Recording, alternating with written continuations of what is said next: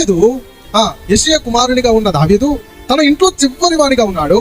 7 మంది సమయాల దగ్గరికి వస్తే 7 మందిని కూడా సమయాలు చూసినప్పుడు 7 మందిని అభిషేకించడానికి దేవుడు అనుమతించలేదు. కారణం ఏంటంటారు అంటే, వీరు 7 మంది బలాఢ్యులే కావచ్చు, వీరు 7 మంది యుద్ధ నైపుణ్యత కలిగిన వారే కావచ్చు, ఈ 7 మంది పరాక్రమశాలులే కావచ్చు, కానీ ఈ 7 మందికి లేనిది దావీదుకి ఉన్న ఒక ప్రత్యేకత ఏంటంటే, 7 మంది జీవితాల్లో ఆరాధన చేసిన సందర్భాలు మనకు ఎక్కడ కనపడవు, కానీ 7 మంది స్తుతి చేసిన సందర్భాలు మనకు బైబిల్ గ్రంథంలో కనపడవు. కానీ దావీదు మాత్రము నిత్యము అరణ్యములో ఉన్నంత కాలము తన జీవితంలో నమ్మకముగా ఆయన చేస్తూ వచ్చినది ఏంటి అంటే, ఒక సితారాను తయారు చేసుకొని లేదా ఒక వాయిద్యమును ఆయన తయారు చేసుకొని నిత్యము దేవుణ్ణి ఆరాధించిన అనుభవం మాత్రమే కనపడతారు.